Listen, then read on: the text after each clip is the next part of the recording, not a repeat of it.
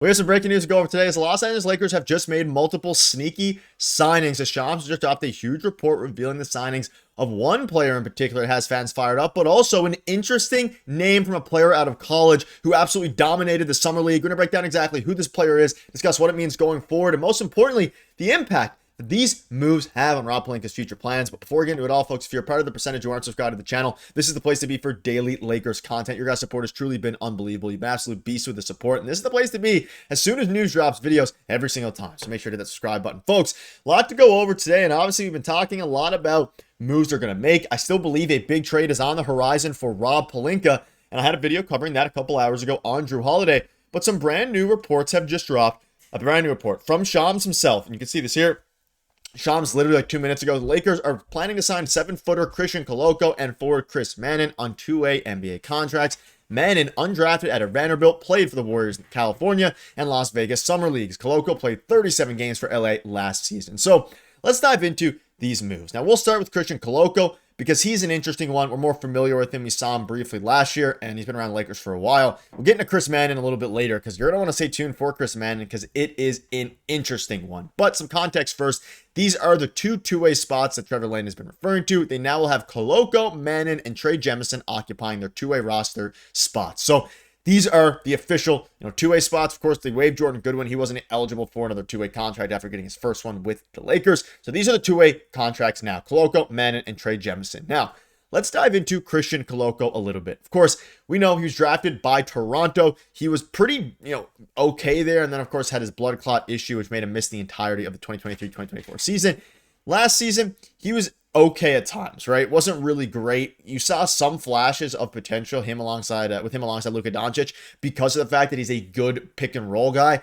That's about it. He can't shoot, does not have a great touch around the basket, is not a great rebounder given his size, but clearly the Lakers see some sort of future for him with this team, and he's going to have time to develop in the G League. He's going to have time to, of course, continue to play with the Lakers.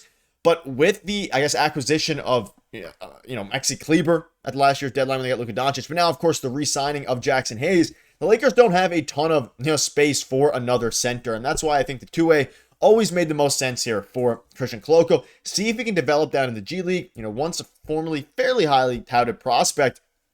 And now, of course, he's going to be on the Lakers as a two-way guy. So, curious to see what you guys think about it. Again, he's shown flashes. Some people, prefer to give him minutes over Jackson Hayes for a while. Clearly, the Lakers prefer Jackson Hayes. I think Jackson Hayes is undoubtedly the better player.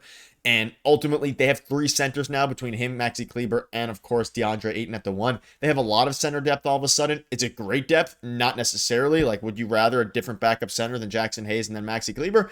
Probably, but they clearly like Jackson Hayes. They're going to rock with him, and they're going to let Christian Koloko continue to develop down in the G League on a two-way contract while also remaining around the team, around Luka Doncic, and all these different things to help develop going forward. So let us know down below what your thoughts are on that, because again, that was a pretty big part of this move. But the second part there is Chris Manon, the undrafted guard. Now you can see this here. He was a 4-year college player, played Cornell for 3 years, and of course Vanderbilt, where he had a bit of a down year last year for Vanderbilt. Now he is a guard. He played off the bench there for a little bit, had a really good year in 2022 and 2023, but last year struggled a bit with his three-point shooting, especially. An interesting player, right? And very, very good defensively. And that's kind of his calling card. He averaged 2.2 steals a game in Cornell in his last year there. However, you look at him in the Summer League, and you can see here from DK, Chris Manon was number 57 on his board. And in the Summer League, he averaged, his per 36 numbers were very, very good. Very good defensively. Again, that is his calling card. And it's an interesting replacement to Jordan Goodwin. They play similar positions, not necessarily playing the same way, because Jordan Goodwin is more of a hard-nosed, rebounding guy who can play tenacious defense. Chris Manon is also, hard-working, hard-nosed guard who plays good defense, but I think he's more skilled, defensively. Chris Manon, you could argue. Now, is the offense where Jordan Goodwin's was? That's obviously up in the air. But you can see here, stocks are translating one of the best, free agents, I guess, technically undrafted free agents still available, and the Lakers were able to pick him up. And he had some praise. This is a guy that, of course, everybody's going to be talking about the Christian Koloko factor here and the fact that he got signed and that's going to be the big deal. I'm more excited about Chris Manon and seeing what he can do. We've seen the Lakers' development. They've been able to develop players at a fairly decent clip.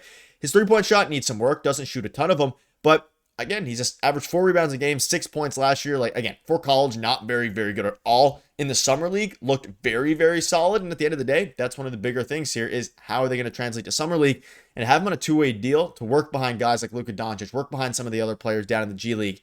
I'm pretty excited for it. It all kind of comes together here with their plan of their two-way players like Shams outlines here. It's a continuation of the Lakers' development plan for specifically Christian Koloko, who also had other interested teams as well. So that's worth noting. There were other teams interested in Koloko. So there was probably not on NBA deals, obviously on two-way deals, but there was some sort of competition there. And he obviously and clearly preferred to return to LA. So going to be interesting on that front to see what happens going forward with these moves, because at the end of the day, will either of these impact the NBA level? That's the big question mark. Like, none of us probably thought that Jordan Goodwin was going to impact, and we saw him help them win some games down the stretch. Could the same be said for Koloko? Could the same be said for Chris Manon?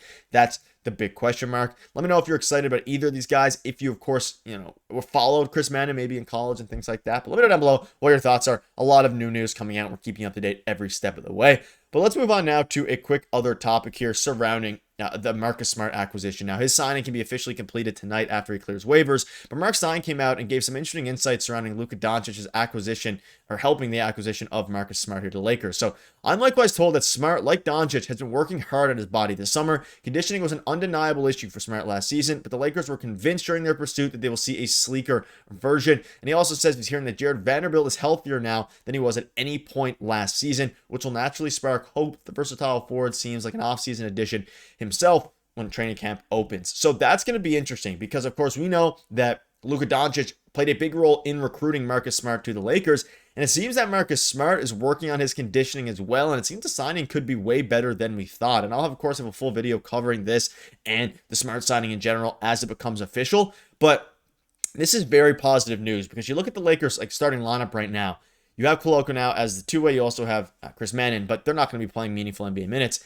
Doncic, Reaves, Rui, LeBron, and Ayton. And whether or not they make another move is the big question mark. But as it stands right now, that's a very improved starting lineup. You got rid of Jackson Hayes in the starting lineup. You moved him to the bench.